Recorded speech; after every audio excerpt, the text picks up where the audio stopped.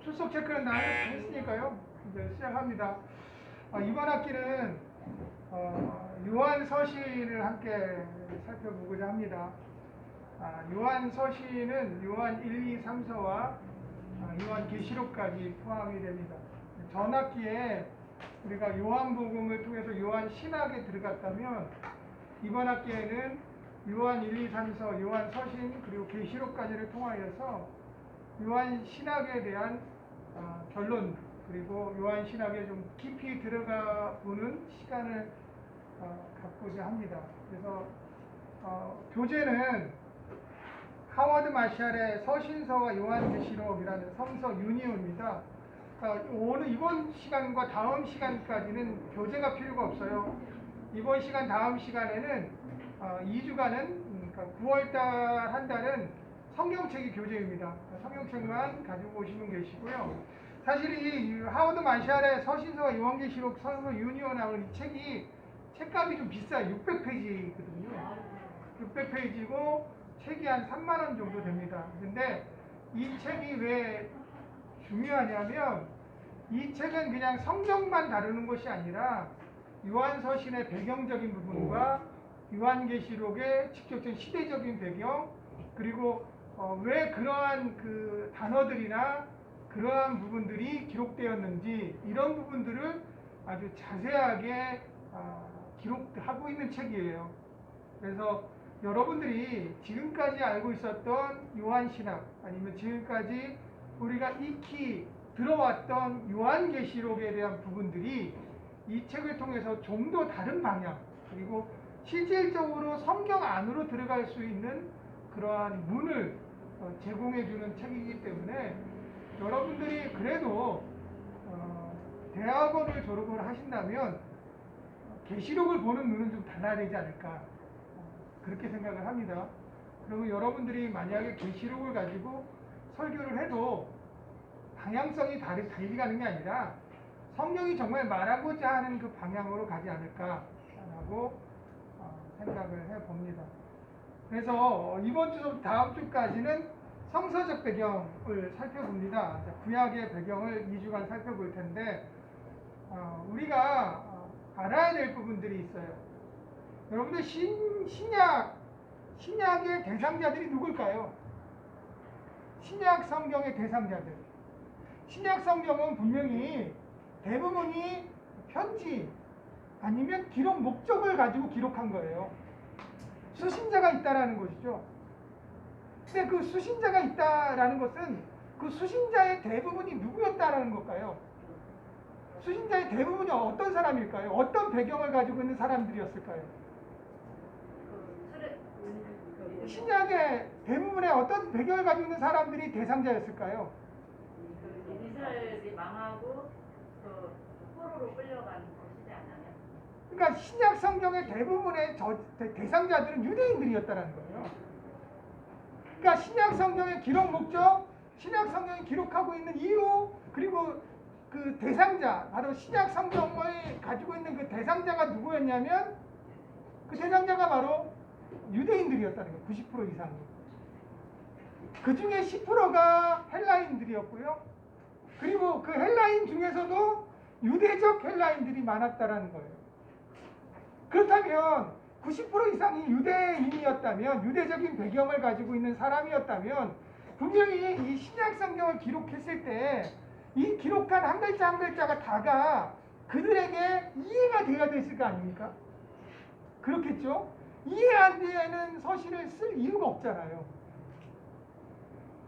여기에 기록되어 있는 예화나 비유나 아니면 여러 가지의 단어나 아니면 모든 부분들이 신약 성경에 기록되어 있는 모든 부분들이 수신자들이 들었을 때 그것이 이해가 되니까 기록했겠죠.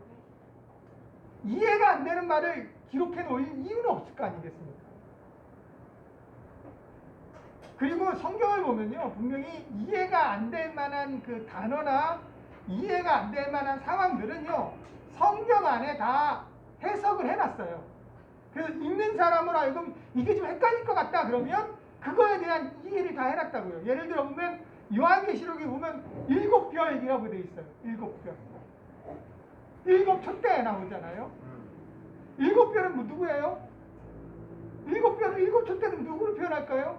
모르잖아요. 근데 요한계시록에 그걸 다 설명을 해놨어요. 일곱 별은 누구고 일곱 촛대는 누구다. 일곱 촛대는 누구라고 표현되어 있습니까? 일곱 촛대 일곱 교회잖아요. 일곱 별은요, 일곱 교회 보내는 사자들이다. 다 이렇게 비유적인 그 단어를 썼을 때 그 비유에 대해서 해석을 해놨다라는 얘기예요. 그러니까 성경은 분명히 기록 목적을 가지고 있고 그리고 수신자가 정확하게 있다라는 것은 무엇을 의미하냐면 성경은 이해 못하게 기록한 것이 아니었다라는 거죠. 그리고 우리가 임의대로 해석하게끔 우리 상황에 맞게끔 임의대로 적용시키게끔 기록한 책도 아니었다라는 거예요. 분명히 독자로 하여금 이해가 될 것이고 그 이해의 폭이 아주 편안하게 이해할 수 있는 단어들을 기록했었고 배경을 가지고 있었다라는 거예요. 그럼 유대인들이 가지고 있는 배경이 무엇일까요? 유대인들이 가지고 있는 성서적 배경 바로 구약이겠죠. 그래서 사도 바울은 자기의 요 로마서에 보면 뭐라고 돼 있어요? 율법과 선지자들이 뭐다? 증인이다.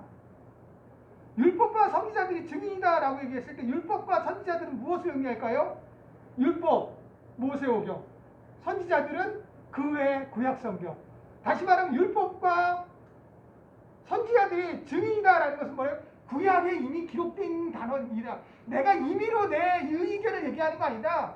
율법 외에 다른 의가 있는데 율법 외에 믿음으로 말미암아 우리가 의를 이룰 수 있다라고 분명히 되어 있는데 그것은 유대인들이 이해 못할 거 아닙니까? 어떻게 율법 외에 다른 의가 있어? 어떻게 믿음으로 의롭다 여길 수 있어? 그거는 도저히 할 수 없는 일이야. 너가 그건 네가 만든 일 아니냐? 라고 얘기했을 때 사도 바울은 뭐라고 얘기합니까? 아니야, 이건 내가 만든 일이 아니라 분명히 율법과 선지자들의 증언을 받았고 그 증거로서 무엇을 제시합니까? 아브라함을 제시하죠. 아브라함이 모세가 율법을 받기 이전에 아브라함은 무엇으로 의롭다함을 얻었습니까?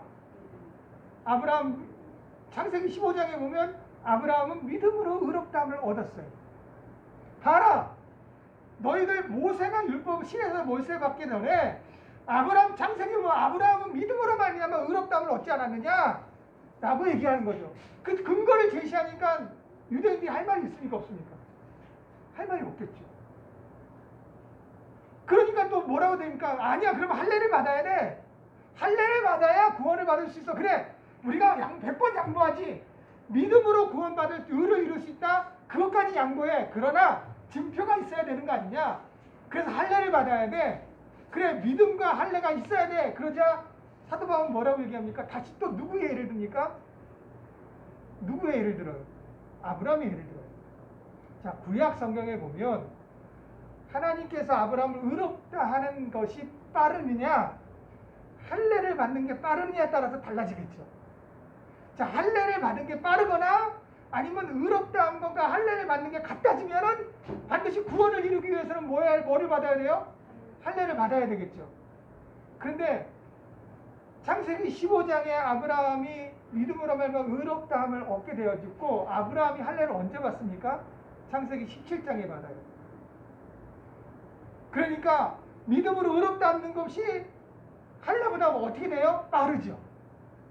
그러니까 로마에 이렇게 구약의 선지자들과 율법의 증거를 제시하니까 유대인들이 할 말이 없어지는 거죠. 자, 그래서 제가 이 예를 왜 드리냐면요, 우리가 신약 성경을 읽었을 때 신약 성경의 배경은 어디예요? 구약입니다. 구약을 모르면 신약이 해석이 안 돼요. 여러분, 구약의 배경적인 부분들을 모르면 신약은 절대로 해석이 안 돼요. 해석할 방법이 없어요. 예를 들어서 히브리서에 보면 히브리서에서 예수님을 뭐라고 표현합니까? 대제사장. 그렇죠? 그런데 예수님을 대제사장으로 표현했을 때 아론의 반차가 아니라 누구의 반차요? 멜기세덱의 반차를 따른 대제사장이다.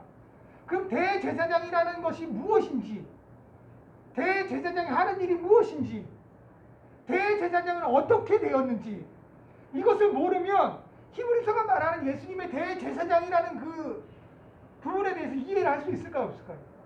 없어요. 없습니다. 이와 같이 성경의 모든 창세기부터 마태복음부터 요한계시록까지 모든 상황은 구약을 예를 들고 있어요. 사도 바울처럼 율법과 선지자들의 증거를 받고 있는 거예요. 그래서 히브리서 11장에 보면 믿음의 장이라잖아요. 허다한 증인들이 우리를 향해서 지금 증거하고 있다. 우리 믿음을 증거하고 있다. 허다한 증인들은 누구를 얘기합니까? 아벨서부터 시작해서 26명의 구약의 증거자들, 그 외에 선지자들이 우리를 증인으로 삼고 있다는 거죠. 그러니까 구약을 모르면 신약을 볼 수가 없어요. 근데 우리는 지금 신약만 가지고 설교하잖아요. 배경적인 것 모르고 해석하잖아요. 적용합니다. 더구나 그 중에 가장 큰 게 무엇입니까? 요한계시록. 요한계시록은 무조건 뭐만 생각합니까? 앞에 일어날 일이다 라고만 생각해요.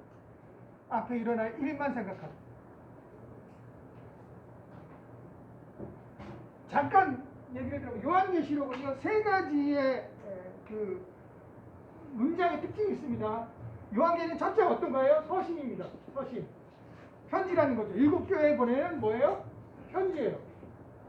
그죠? 그리고 두 번째는 뭐예요? 예언서입니다. 요한계시록 1장 1절에 누가 한번 빨리 읽어보시겠습니까? 요한계시록 1장 1절. 요한계시록 1장 1절.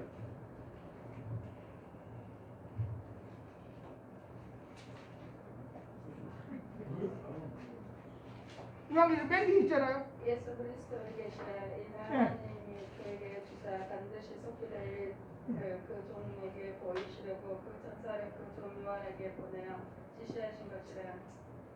예수 그리스도에 대한 계시라. 자, 그리고 예언의 말씀이다 라고 기록되어 있어요. 자, 계시라는 것은 무엇이에요? 보여지다, 감추어진 것을 드러내다, 이런 뜻을 가지고 있습니다. 그리고 요한계시록 또 한 가지의 무슨 것을 묵시문학적인 것을 가지고 있어요. 묵시문학. 이 묵시문학은 유일하게 전 세계에 두 나라만 가지고 있는 문학적인 장르예요. 전 세계 두 나라. 어디하고 어딜까요? 이스라엘과 한국이에요. 묵시문학은 전 세계에 두 가지밖에 없어요. 왜냐하면 묵시문학의 원조는 뭐냐면 고난 가운데 가지고 있는, 고난 중에 기록된 책이라는 거죠. 억압과 박해 가운데 기록된 책이에요. 자, 그래서 묵시문학의 특징은 무엇입니까? 묵시문학의 특징은 이름이나 지명을 그대로 적지 못한다는 거예요. 이름이나 지명을 그대로 적지. 왜? 억압과 박해 가운데 있으니까. 박해 가운데 예를 들어서 예를 들어서 뭐하지만요, 우리 만해 한용운 시인의 님은 같습니다 라는 그 시 아시죠? 님은 같습니다. 사랑하는 님은 같습니다. 님은, 여기서 님은 무엇을 의미할까요? 이게 일제 탄압 가운데 기록된 책이잖아요. 여기서 님은 무엇을 의미합니까? 조국을 의미해요. 만약에 만해 한용운 시인이 대한민국 같습니다, 일제 때문에 대한민국은 나의 사랑하는 대한민국 같습니다, 이렇게 그 시대에 기록할 수 있을까요? 억압과 박해 때문에. 이 묵시문학은 바로 이와 같은 분. 이 요한계시록 기록할 때가 언제냐면요, BC, AD 90년대, 94년서부터 99년, 95년도 요 사이거든요. 이때가 언제냐면요, 도미티아 황제가 박해가 심할 때예요. 로마 전 지역에 박해가 있을 때 기록합니다. 여러분들, 사도 요한이 어디에 유배가 됩니까? 감모섬에 유배 생활할 때 어떻게 생활했을까요? 여러분들, 사도 요한이 유배 생활할 때 어떻게 유배 생활할까요? 우리처럼 우리나라처럼 저기 죄인들, 고관 대작들 죄를 지으면 저기 뭐 섬이나 이런 데 유배 생활에서 초옥 하나 짓고 그냥 기거하게끔 했을까요? 이 사도 요한이 유배 생활할 때 나이가 몇 살이에요? 90세 노부예요. 90세 노부가 반모섬에 유배, 반모섬이라는 곳이 뭐하냐면 채석장이에요. 채석장. 돌을 캐는 채석장. 그러니까 무엇한 거예요? 유배 생활한 게 아니라 채석장에 끌려가서 뭐 한 거예요? 돌을 캐는 거예요. 90세 노무를 이끌고 몇 년 동안이요? 5년 가까이. 도미티안 황제가 죽을 때까지. 그래서 도미티안 황제가 죽고 난 다음에 다시 사도 요한이 에베소 교회로 옵니다. 제자들이 사도 요한이요, 제발 한 말씀만 해주십시오. 말할 기력이 없는 거죠. 그러니까 딱 한마디 합니다. 사랑하라.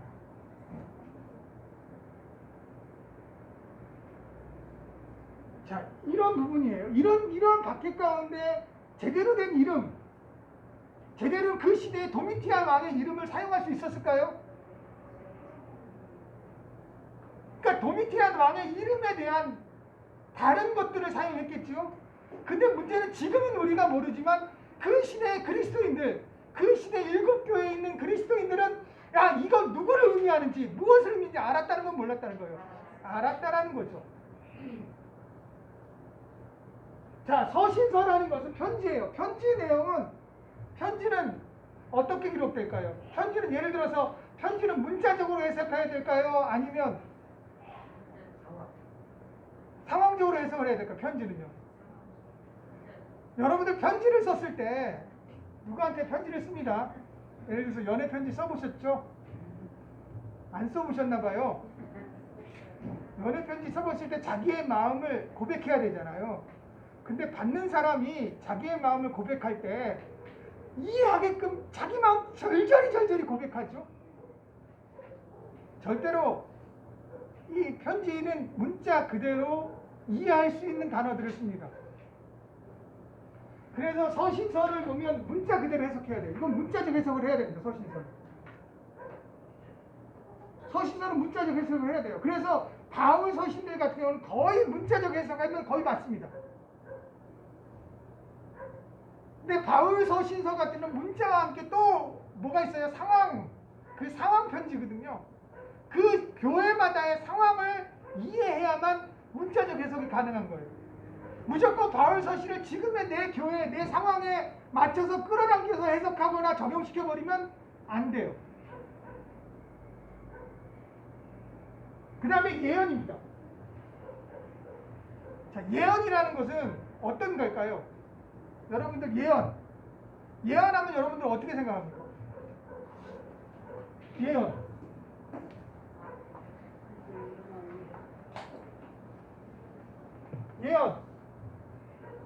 대부분 예언하면 어떻게 생각할까요?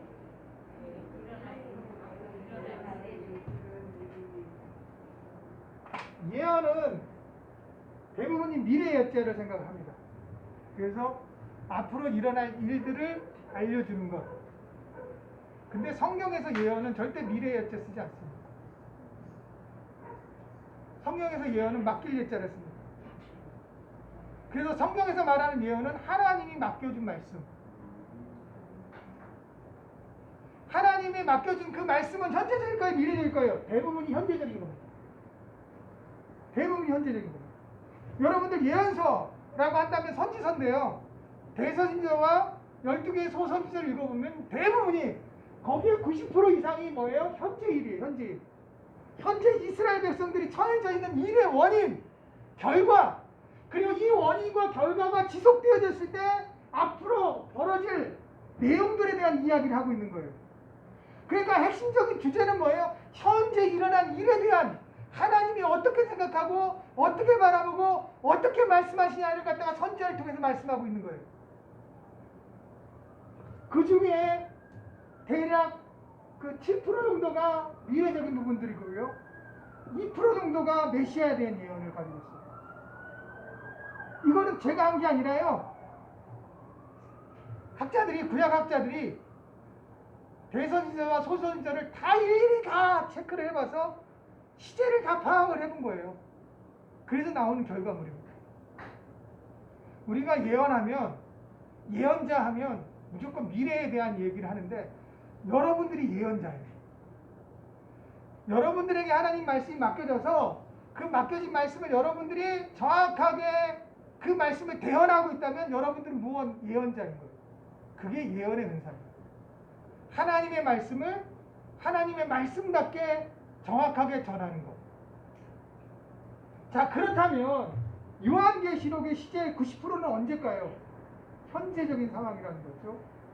요한계시록 기록한 그 시점에 처해져 있는 그 초대 교회들, 도미티안 황제의 박해 가운데 있었던 그 교회들이 현재적 시점에 대한 이야기들을 다루고 있다는 거예요. 그래서 신학학자들은 대부분 이렇게 합니다. 요한계시록 1장서부터 대략 18장까지는 현재적인 일이고 19장서부터 20장까지는 장차 일어날 일이고 21장서부터 22장까지는 미래적인 것이다. 이렇게 얘기합니다. 그러니까 요한계시록 1장에서 18장까지는 뭐예요? 돼요? 현재적인 상황으로 해석을 해야 된다는 거죠. 이 안에 뭐가 있습니까? 666, 14만 4천물이 다 이 안에 들어가 있어요. 근데 지금 우리 666을 다 뭐 어떻게 베리칩이나 아니면 백신이나 이런 부분들을 가지고 있는데 이 신학학자들이 다루고 있는 게 이런 부분이에요. 자, 이거를 다는 못 다뤄요. 지금 뭐 요번 학기가 대략 한 10주밖에, 오늘 거까지 해서 9주밖에 안 되거든요. 그래서 9월 달에는 구약적인 배경을 다루고요. 그 다음에 10월 달에는 신약적인 배경과 그 다음에 요한 1, 2, 3서, 그리고 11월 달에는 4주간 요한계시록을 이렇게 살펴보고자 합니다. 오늘 벌써 20분 갔는데 오늘 그 신명기까지 가야 되는데 오늘 신명기까지 가야 됩니다. 그리고 다음 주에는 헬라 시대까지 가서 하모니아 왕조, 하스모니 왕조까지는 가야지만 구약적인 배경이 더 끝나거든요. 여러분들 이거 생각을 해보십시오. 한 가지, 이게 가장 핵심적인 부분이에요. 자, 창세기 1장, 2장은 창조장이에요. 그죠? 1장, 2장 창조장입니다. 하나님 우리를 어떻게 창조하셨습니까? 아니, 하나님 우리를 어떻게 창조하셨습니까? 처음에 아담과 하와를 어떻게 창조하셨습니까? 흙으로 창조하셨죠. 근데 어떻게? 하나님의 모양과 형상으로. 그리고 그 코에 무엇을 집어넣어? 생명을 집어넣으셔서 참 사람이 되어진 거죠. 다시 이 말을 한마디로 요약하면 하나님은 뭐 어떻게 창조하셨다? 거룩하게 창조하셨다. 거룩하게 창조하신 건 구별되게 창조하셨다는 거죠. 구별되게. 이 구별이라는 게 어떤 겁니까? 하나님의 형상과 모양대로 창조하신 거죠. 하나님의 모양과 형상대로 창조하신 거죠. 근데 이 3장에 가서, 창세기 3장에 가서 이 구별된 거룩한 구별되게 창조한 이 하나님 인간이 어떻게 됩니까? 3장에 가서 뭘 하죠? 타락을 합니다. 죄를 짓죠. 그래서 어디로 떨어져요? 불의한 상태로 떨어집니다. 이게 죄예요, 죄. 불의한 상태로 떨어집니다. 근데 이 과정이 어떤 과정이 있습니까? 거룩해서 갑자기 불의한 상태로 3장에서 떨어져 버려요. 이 과정이 어떤 과정이 있습니까? 이 과정에서 무엇이 정의되냐면, 구약에서 무엇이 정의됩니까? 죄라는 게 무엇인지가 정의하고 있는 거예요. 이 과정에서. 다시 말하면 불의가 뭔지를 증거하고 있는 거죠. 성경은 여기서부터 시작되어집니다. 죄가 무엇인지, 불의가 무엇인지에서부터 성경은 시작하게 되는 거죠. 자, 그렇다면 3장에서 아담과 하와가 왜 죄를 짓습니까? 아담과 하와가 지은 죄가 뭘까요? 여러분들이 생각하는 아담과 하와가 지은 죄가 뭘까요? 우리 유순이 아버님.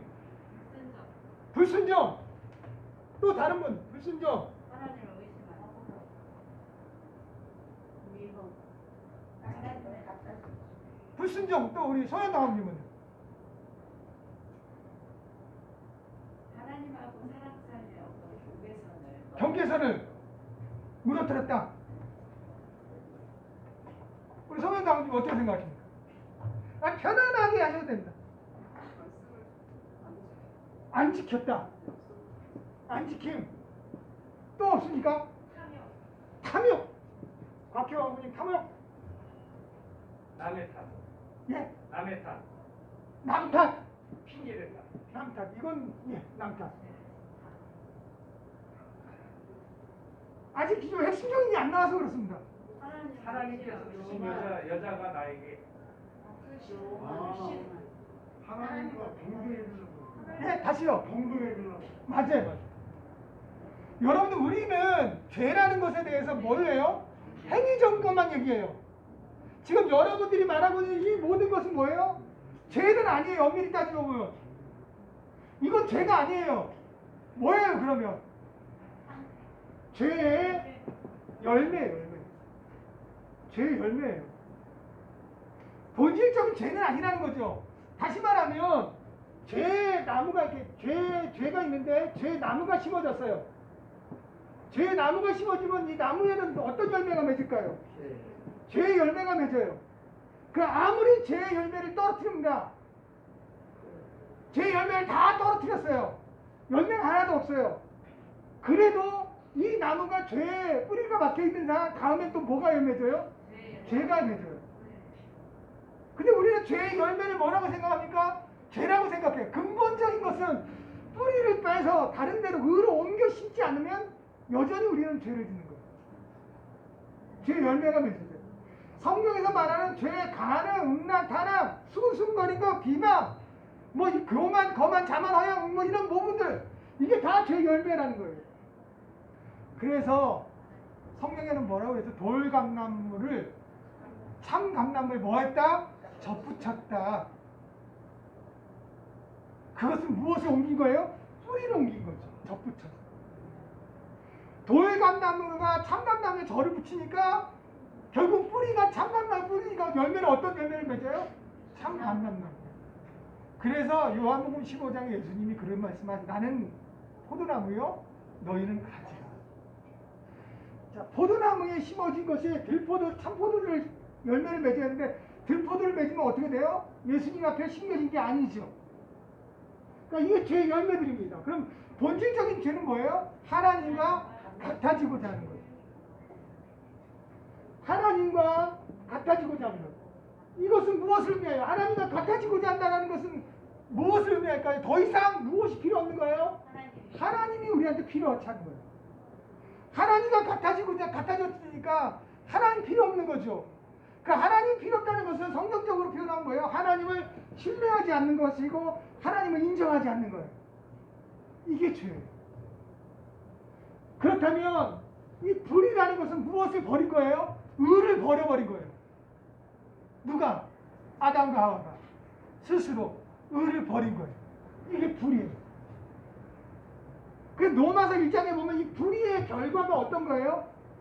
불의의 결과로 무엇을 했다? 하나님의 진노가 나타났다. 불의의 결과로 하나님의 진노가 나타나서 이제 거룩에서 불이 죄 가운데 떨어지고 나니까 어떤 현상이 벌어져요? 하나님을 만나면 죽어요. 죽어. 하나님 만나면 죽어요. 다 불의한 가운데서 하나님의 영광이 임하니까 어떻게 돼요? 죽어요. 그리고 불의한 가운데서 하나님 앞에 나가도 죽어요. 그죠? 이거 성경에 나온 거예요. 그래서 하나님이 허락하신 게 뭐예요? 중간에 무슨 단계를 허락하신 거예요? 중간에 그래서 하나님이 허락하신 게 무슨 단계를 허락하신 거예요? 정결의 단계를 허락한 거예요. 정결. 정결의 단계를 허락한 거예요. 자, 우리는 불의에서 하나님과 바로 갈 수 없으니까 불의에서 어디 단계를 가는 거예요? 정결로 가는 거예요.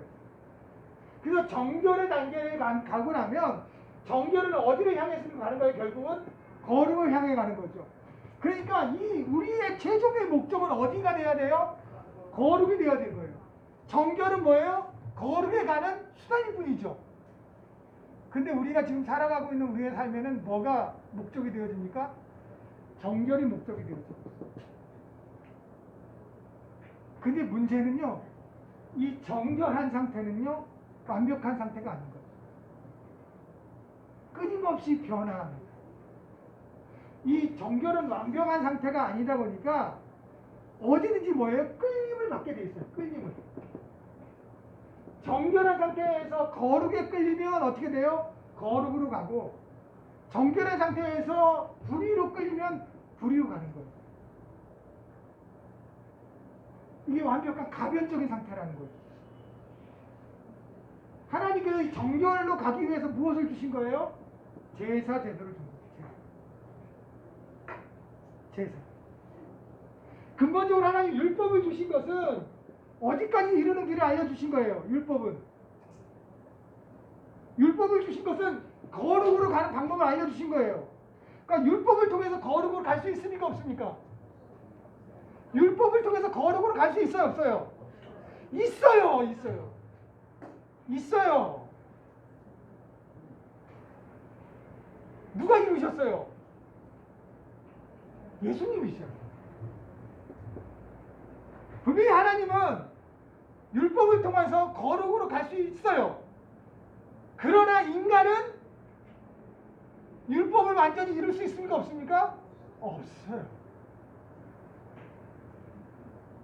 율법을 완전히 이룬다는 것은 무엇을 의미할까? 율법의 모든 것을 평생 지켜야 되는 거예요.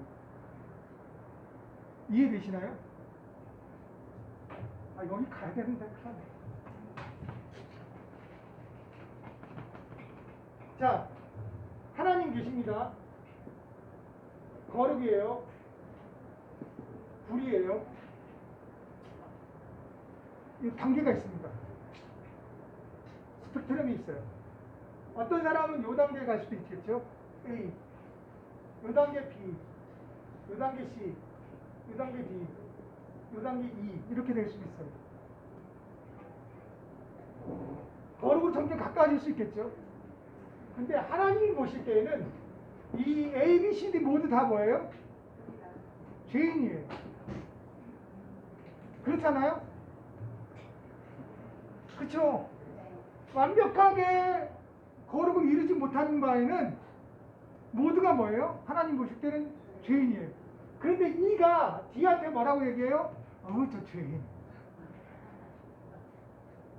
그럼 D는요 C한테 아이고 저 나보다 더 죄인. 그럼 이 도끼 객길인데 B는 A한테 뭐라고 해요? 야 너 그렇게 살면 안 돼. 너 정결하게 살아야 돼. 이 모습이 지금 우리들의 모습이에요. 그리스도인들의 모습. 목회자인 저와 여러분들의 모습. 저와 여러분들도 어디에 들어가 있어요? 이 스펙트럼 안에 들어가 있는 사람들이에요. 우리의 힘으로, 우리의 능으로 절대로 완벽하게 무엇을 이룰 수 없으니까 율법을 이룰 수 없어요. 다 이 단계에 들어가는 거예요.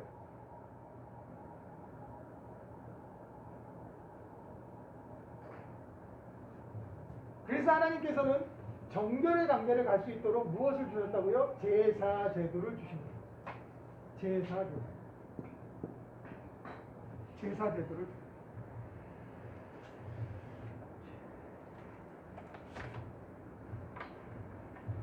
자, 첫 번째 제사가 어디서 나옵니까? 첫 제사가 어디서 나올까요? 창세기 8장에 기록됩니다. 창세기 8장 20절에 노아가 처음에 번제를 드리죠. 이 번제가 히브리어로 올라입니다. 올라. 여러분들 우리는 제사하면 첫 제사를 언제로 생각합니까? 가인과 아벨의 제사를 얘기하죠. 근데 가인과 아벨의 제사는 조금은 특이합니다. 제가 질문 하나 해드릴게요. 다음 주까지 나가야 됩니다. 가인과 아벨의 제사 중에 하나님께서 왜 아벨의 제사는 받으시고 가인의 제사는 받지 않았을까요?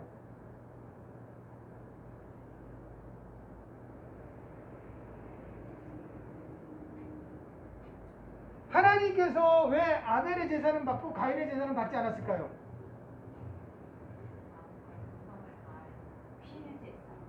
피의 제사. 피의 제사. 양을 죽였습니다. 양을 죽였어. 그의 고기와 기름을 드렸습니다.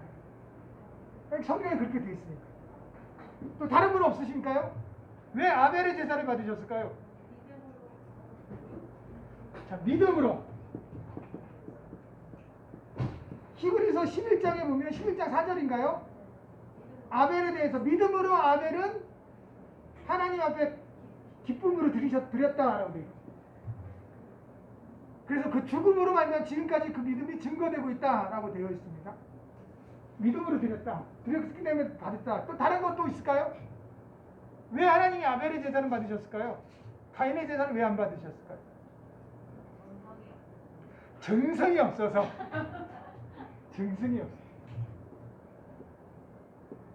자, 히브리어로 보통 구약에 나오는 번제, 그러니까 레위기 이전에 레위기 1장에서부터 5장, 6장, 7절까지 기록되어 있는 제사 5가지의 제사가 나오기 이전에 하나님 앞에 제사를 드렸다, 단을 세웠다, 번제를 드렸다. 대부분 번제입니다. 번제. 올라를 의미합니다. 올라.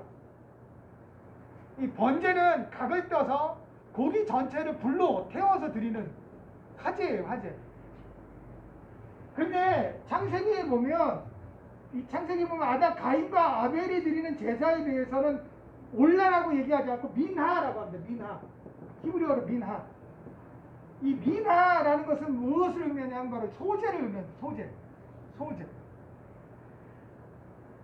소제는 뭘로 드리는 거예요? 곡식으로 드리는 거예요. 그러니까 소제를 드리는 이유가 뭘까요?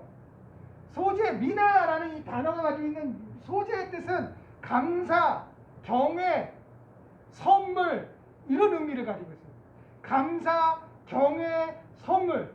그래서 이 미나로 드리는 소제는 누구의 양식이 되어집니까? 제사장의 일용할 양식이 되어지는 거예요. 지금 우리들이 얘기하는 성미, 이게 미나, 소제에 계속 이어져 있는 역사의 전통이라고 볼 수가 있죠. 그런데 희한하게 그 구약 성경에 보면 가인과 아벨의 제사를 다 미나라고 되게 있다는 거죠. 미나.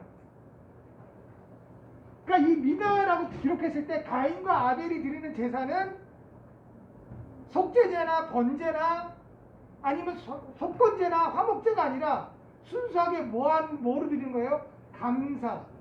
하나님께 드리는 선물로 드리는 제사예요. 자, 그렇다면 제가 우리 이득선 아버님한테 이거를 드립니다. 그리고 제가 우리 송현덕 아버님한테 이거를 드립니다. 이득선 아버님한테는 미네랄 워터를 드리고요. 송현덕 아버님한테는 핸드폰을 드려요.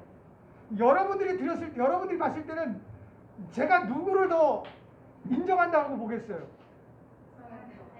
왜요? 네? 왜? 비싼 거니까. 비싼 걸 드리니까 더 인정한다고 생각하겠죠? 그렇죠? 그런가요? 그런데 예를 들어서 우리 이등선 아버님이 정말 갈증이 지금 심해요. 물이 얻을 데가 없어요. 사막 한가운데 이게 물이 생명 같은 거예요. 근데 저는 이등선 소녀님한테 핸드폰을 드리고 그때 이등선한테 물을 드린다면 누가 더 인정받는 걸까요? 그러니까 선물의 크기가 아니라 무엇을 의미합니까? 선물 안에 담겨져 있는 마음. 감사와 선물은, 감사에는 마음이 없으면 감사가 전해지지 않죠. 선물이라는 것은 정말 하나님이 주시는 그 은혜에 감사해서 드리는 거겠죠. 그래서 성경에 보면 뭐라고 되어 있습니까? 창세기에 보면 하나님께서 누구와 그의 재물, 아벨과 그의 재물은 받으시고 가인과 그의 재물은 받지 아니하니라. 다시 말하면 재물 받기 전에 누구를 받으신 거예요? 아벨을 받으신 거예요. 그래서 히브리서 11장의 4절에 보면 그렇게 기록한 거예요. 아벨은 믿음으로 하나님 앞에. 믿음이란 단어는 어떤 거예요? 감사와 경외와 믿음으로 드렸기 때문에 하나님이 받으신 거예요.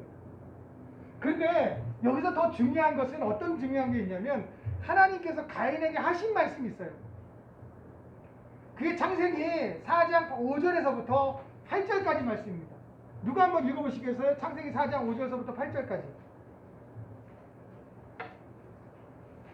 가인과 그 재물은 연락하지 아니하신지라 가인이 심히 분하여 안색이 변하니 여호와께서 가인에게 이르시되 내가 분하여 함은 언제오며 안색이 변함은 언제오며 내가 손을 행하며 어찌 낯을 들지 못하겠느냐 손을 행치 아니하면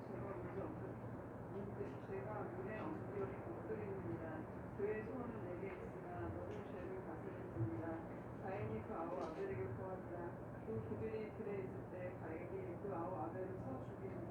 자, 바로 하나님께서 이 창세기 4장 5절에서 8절까지의 말씀을 제가 아까 설명해 드린 것처럼 이 거룩과 이 불의, 두 상계, 이 거룩과 불의에서 우리는 어디를 더 끌리는 거예요? 자, 이거 자세히 보세요. 여기 한번 봐보십시오.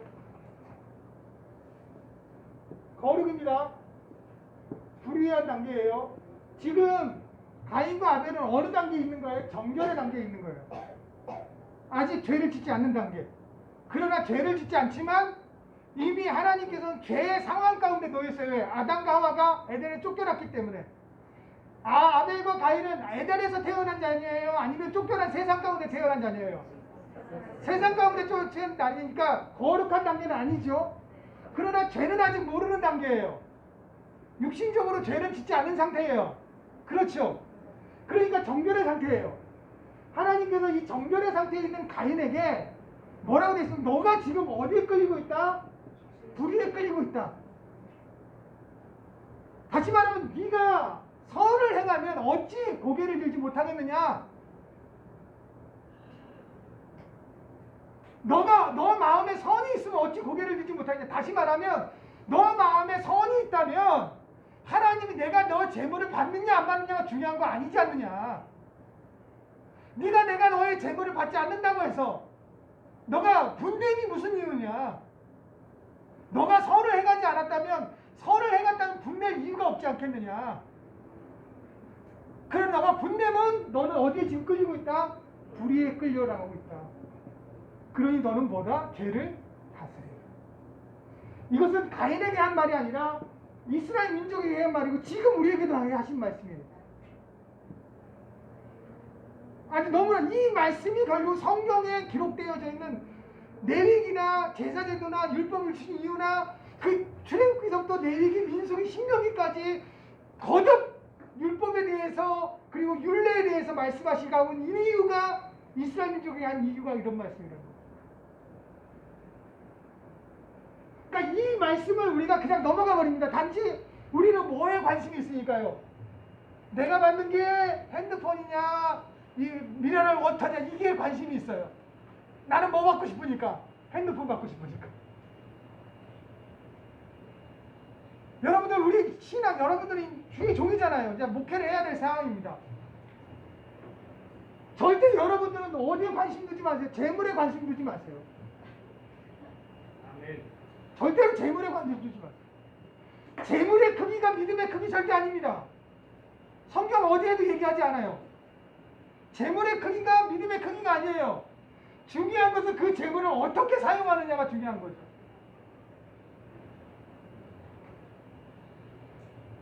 한 가지 우리 볼까요?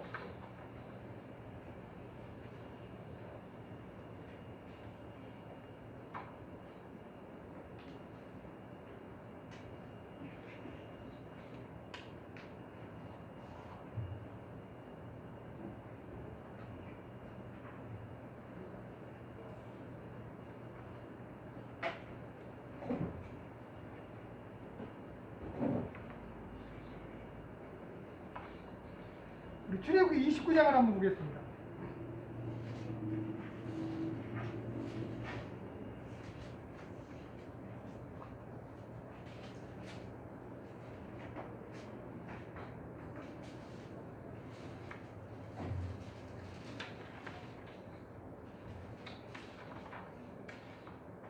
자, 그 전에요. 우리 이거부터 해야죠. 자, 그러면 요거 보고 보겠습니다. 자, 중요한 것은요. 분명히 하나님께서는 이 중간에 정결이라는 단계를 주셔서 제사제도를 통해서 정결하게 단계를 줬어요. 정결에 가는데 분명히 정결에서 보면 우리는 어디에 끌리는 거예요? 우리의 삶은 항상 이게 기울어져 있는 거 죄에. 근데 이 정결의 단계까지 가면 우리의 가는 목표가 어디에? 거룩이잖아요. 분명히 하나님께서 내리기에 5번씩이나 뭐라고 그랬어요? 내가 거룩하니 너희도 뭐하라? 거룩하라. 거룩의 방법을 가르쳐줘야 되잖아. 어떻게 하면 거룩해질 수 있을까? 어떻게 하면 거룩해질 수 있을까? 그 거룩의 방법이 출애굽기 29장에 기록되어져 있습니다. 출애굽기 29장 42절부터 46절까지 보겠습니다. 출애굽기 29장 42절서부터 46절까지 제가 읽어드릴게요. 찾으셨죠? 이는 너희가 대대로 여호와 앞 회막문에서 늘 드릴 번제라. 내가 거기서 너희를 만나고 내가 말하리니 내가 거기서 이스라엘 자손을 만나리니 내 영광으로 말미암아 회막이 거룩하게 될지라. 내가 그 회막과 제단을 거룩하게 하며 아론과 그 아들들로 거룩하게 하여 내게 제사장 직분을 행하게 하며 내가 이스라엘 자손 중에 거하여 그들의 하나님이 되리니 그들은 내가 그들의 하나님 여호와라서 그들 중에 뭐 하시기 위해서요? 거하시기 위해서. 그들을 어느 땅에서 인도하였다? 애굽 땅에서 인도하는 줄 알리라. 나는 그들의 뭐가 되리라? 하나님이 되리라. 나는 그들의 하나님이 되리라 라고 말씀하고 있습니다. 자, 그리고 중요한 건 이 출애굽기 40장 보겠습니다. 40장 34절과 35절. 출애굽기 40장 34절과 35절.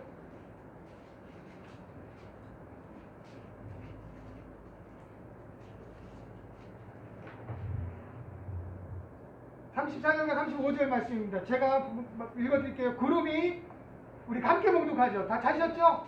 자, 구름이 회막을 덮이고 여호와의 영광이 성막에 충만하매 모세가 회막에 들어갈 수 없으니 이는 구름이 회막 위에 덮이고 여호와의 영광이 성막에 충만함이라. 자, 여기서 회막은 어쩌는 거예요? 이 모이를 자 쓰고 성막은요? 거룩한 성자 씁니다. 여러분들 하나님의 텐트 구약에서 그 구약 19장에 나온 하나님의 성막 텐트죠. 성막을 이스라엘 백성들 뭐라고 칭했을까요? 성경에 보면 딱 중요하게 3가지입니다. 하나는 증거막, 두 번째는 회막, 세 번째는 성막. 근데 이 중에서 제일 많이 불려진 게 뭘까요? 제일 많이 불려진 거예요. 회막이에요, 회막. 다시 말하면 모이는 장소라는 거죠. 근데 오늘 이 출애굽기 40장에 보면 이 회막이 성막이 되는데 어떻게 성막이 됩니까? 회막이 성막이 되는 이유? 하나님의 영광이 임하면. 하나님의 영광이 임하면 회막이 어떻게 돼요? 성막이 되어지는 거예요. 그래서 오늘 여기 보면 하나님의 영광과 관여될 때는 성막이라고 표현하고 있고요. 하나님의 영광이 임하기 이전에는 회막이라고. 3장 2절에 보면 회막과 성막을 번갈아 가면서 이야기하고 있는 것을 보게 됩니다. 여러분들 체크해 보셨어요? 그렇죠. 하나님이 영광이 임할 때는 성막이라고 얘기하고 회막이 하나님의 영광이 임하니까 성막이 되었다고. 자, 이게 거룩의 방법입니다. 하나님이 임할 때, 하나님 앞에 나갈 때, 하나님과 하나가 되어질 때 우리는 거룩해질 수 있는 거예요. 그러니까 우리 스스로는 거룩해질 수 있습니까? 없습니까? 없어요. 어떤 방법도 없어요. 어떤 방법도 없어요. 그래서 하나님께서 우리한테 거하시기 위해서 어떻게 되신 거예요? 성육신하신 거예요. 우리가 거룩해질 수 있는 방법은 어떤 방법입니까? 그래서 사도 바울이 로마서에 보면 1장에 보면 뭐라고 되어 있어요? 율법 외에 또 다른 방법이 있다. 거룩해지는 방법이. 그래, 율법으로도 거룩해질 수 있다. 그러나 율법으로 우리가 어느 누구도 거룩해질 수 있지 없지 않느냐? 인간의 힘으로는. 율법을 다 지킨 사람도 없고 앞으로도 없을 것이고 지금도 없을 것이고 예전에도 없지 않느냐. 근데 하나님은 또 다른 방법을 주셨는데 그 어떤 방법이다? 믿음으로 의를 이룰 수 있다. 그래서 하박국 선지자의 말처럼 오직 의인은 무엇으로 말미암아 살리라? 믿음으로 말미암아 살리라 라고 고백하고 있는 거예요. 어떤 믿음? 그래서 하나님이 그 믿음의 방법을 통해서 어렵게 이루게 하는 방법을 주셨는데 그건 뭐예요? 예수님의 성육신이라는 거예요. 그래서 요한복음 1장에 보면 하나님께서 말씀이 육신이 돼서 우리 가운데 거하심에 은혜와 진리가 뭐하더라? 충만하더라. 그러니까 예수님이 우리 가운데 오신 이유는 뭐예요? 거하시기 위해서. 출애굽 29장에 보면 하나님이 출애굽시킨 이유가 뭐예요? 거하시기 위해서. 그래서 하나님의 영광이 임하였더니 성막이 회막이 어떻게 됐어요? 성막이 되어졌어요.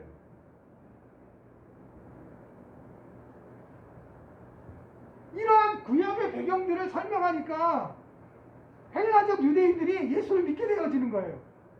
아, 그렇구나. 우리가 거룩해질 수 있는 것이 율법으로는 할 수 없어. 무조건 율법으로 할 수 없는 그 상황 가운데 놓여있는 우리가 끊임없이 어떻게 하면 거룩해질 수 있을까? 어떻게 하면 거룩해질 수 있을까라고 고민하는 차에 거룩해질 수 있는 방법을 알려준 거예요. 그게 누구예요? 예수님. 예수님을 믿음으로 말미암아 예수님이 우리 안에 거하게 되고 예수님이 우리 안에 거할 때 우리가 어떻게 되어지는 거예요? 거룩해지는 거예요.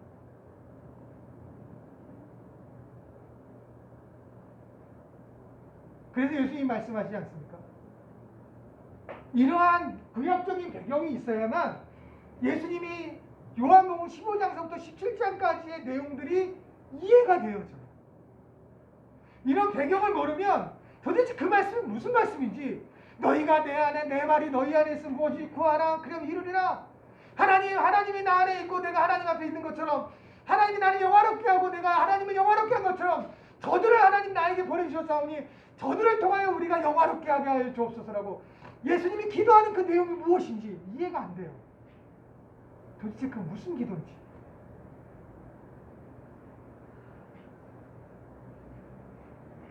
예수님 말씀하시네요. 너희는 볼지어다 내가 세상 끝날까지 너희와 함께하리라.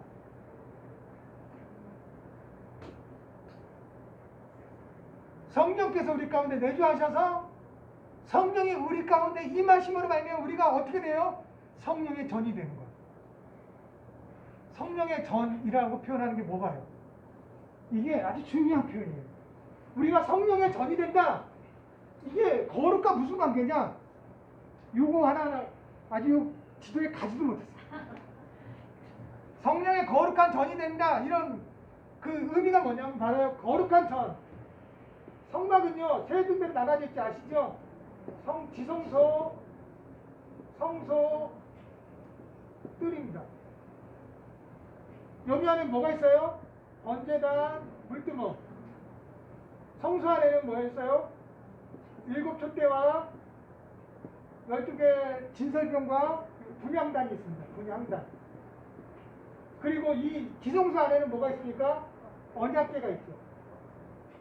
언약궤 안에 뭐가 들어가 있어요? 하나님의 십계명 돌판이 들어가 있죠. 언약궤 안에 뭐가 있어요? 언약 증서가 들어가 있어요. 언약 증서. 그러니까 이 언약 증서가 안에 들어가 있는 이 상자를 뭐라고 표현합니까요? 언약궤. 이 언약궤를 히브리서에는 뭐라고 표현했어요? 하나님의 은혜의 보좌. 은혜의 보좌.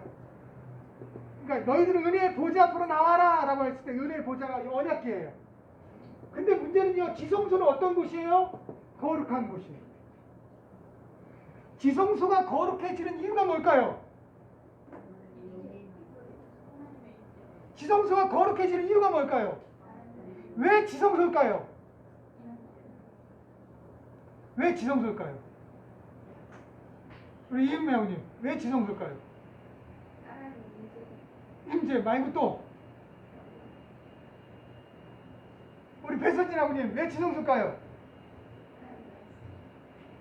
지성소가 왜 지성소가 될까요? 그 핵심적인 게 있잖아요. 지성소 안에는 뭐가 있어요? 아, 지성소 안에 뭐가 있어요? 지성소 안에 유일하게 있는 것 언약궤. 언약궤가 있기 때문에 뭐가 되는 거예요? 지성소가 되는 거예요. 언약궤가 없으면 지성소가 됩니까? 안 됩니까? 안 돼요. 이 언약궤가 있으니까 그 언약궤 위에 언약궤 보면 이렇게 돼 있어요. 언약궤 보면 여러분들 언약궤가 있으면 언약궤 위에 그룹들로 두 그룹이 날개를 이렇게 부딪혀져 있습니다. 여기 안에가 이게 시원자예요. 하나님 여기 임재하신다고 되어 있어요. 근데 유대인들은 여기서 임재한다는 게 아니라 하나님께서 이 언약궤를 깔고 앉으신다 표현합니다. 앉으신다. 그래서 언약궤 앞을 뭐라고 표현합니까? 시편에서는 하나님의 발등상. 하나님의 발등상 앞에 내가 무릎 꿇고 하나님의 발등상이니까 언약궤 앞이라는 거예요. 왜? 언약궤는 뭐니까? 하나님이 앉아있는 의자니까. 그래 언약궤 여기 의자 앉았으니까 언약궤 앞이 뭐예요? 발등상이에요. 이게 하나님 이스라엘인들의 언약궤예요. 그러니까 언약궤가 있는 곳이 뭐예요? 지성소예요. 그것이 거룩한 곳이에요. 근데 이 언약궤가 이스라엘 민족이 어떻게 됐어요? 언약궤를 깨뜨려 버렸어요. 언약궤를 깨뜨린다는 건 뭐예요? 언약이 깨져버린 거예요. 언약이 깨져버리면 언약궤가 없는 성전은 성전일까요? 아닐까요? 그래서 성전이 파괴된 거예요. 성전이 BC 586년에 바벨론의 성전이 파괴되기 전에 선지자가 누가 있어요? 예레미야 선지자. 하나님은 언약이 파괴돼서 성전이 무너뜨리기 이전에 예레미야 선지자 예레미야 31장 31절에서부터 34절까지의 내용을 통해서 새로운 언약을 맺습니다. 새로운 언약. 그 언약이 어떤 언약이에요?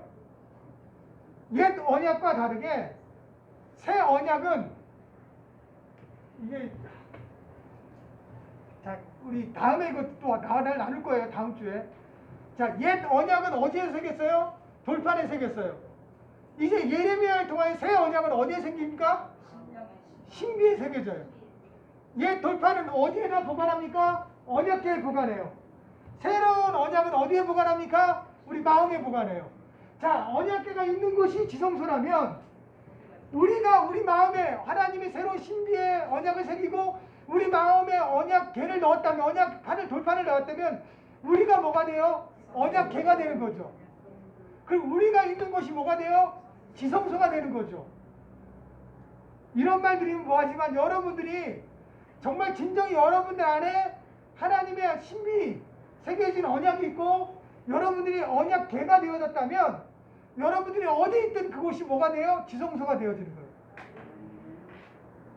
여러분들이 화장실에 가서 볼일을 봐도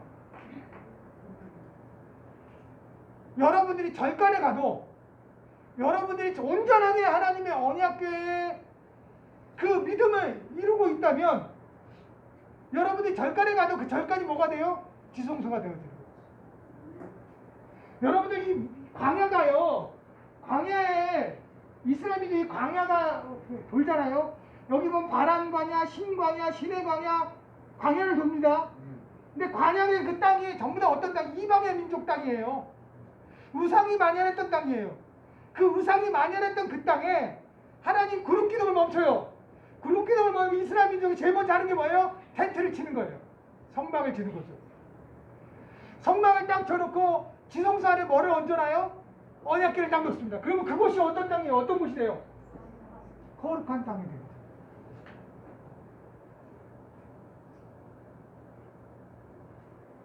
성령을 통해서 우리 가운데 거하십니다. 우리 마음과 성령을 통해서 거하심으로 말미암아 성령을 통해서 우리의 마음이 예레미야에 주신 하나님의 언약이 우리 마음속에 우리 여러분들 속에 성령이 내주하심으로 말미암아 완전 이루어지는 거예요. 왜요? 하나님은 어디에 임재하십니까? 언약궤에 임재하십니까? 저와 여러분들의 마음이 이미 언약궤를 이루었다면 하나님이 성령을 통해서 어디에 임하셔요? 우리 마음 안에 임재하십니다. 이게 성경에 다 기록되어 있는 말씀입니다. 이러한 구약과 신약에 대한 매치, 이 구약에 대한 내용을 정확하게 이해하면 신약에서 이 말씀을 읽었을 때, 성경을 읽었을 때, 아, 이 말이 이런 거구나. 우리 안에 이렇게 이 말이었구나. 아, 이게 그렇구나. 그럼 저와 여러분들은 항상 어떠한 삶을 살아가는 거예요? 거룩한 지성소의 삶을 살아가는 겁니다. 하나님과 함께하는 삶, 하나님의 임재함이 임하는 삶. 여러분들 이스라엘 민족이 제일 두려워했던 말이 뭔지 아십니까? 이스라엘 민족은 절대 그 기도 안 했습니다. 어떤 기도요? 하나님 임재하여 주시옵소서. 이스라엘 민족이 제일 두려운 게 하나님 임재. 왜요? 하나님 임재하면 어떻게 되니까? 죽으니까. 그 내용이 어디냐면 출애굽기 보면 이스라엘 민족이 하나님의 영광이 임하니까요. 모세한테 뭐라 그러니까 모세요 절대 하나님이 우리에게 임재하지 않게 해주십시오. 우리한테 임재하지 않게. 우리가 그 영광을 감당할 수 없나이다. 우리가 죽을까 두려우니 우리한테는 임재하지 마시옵소서. 근데 우리는 당당하게 무엇을 기도합니까? 하나님 우리에게 임재하여 주시옵소서. 이곳에 임재하여 주시옵소서. 이곳에 하나님이 함께하여 주시옵소서. 그것은 성령을 통해서 우리가 무엇을 이루었다는 거죠? 지성소를 이루었다는 거죠. 이미 우리는 예수 그리스도를 통해서 무엇에 향해 나가는 거예요? 거룩을 향해 나가고 있다는 거예요. 거룩한 자는 뭐 할 수 있습니까? 담대할 수 있습니다. 우리가 거룩하지 못하고 우리가 무엇을 향해 있기 때문에요? 여전히 불의를 향해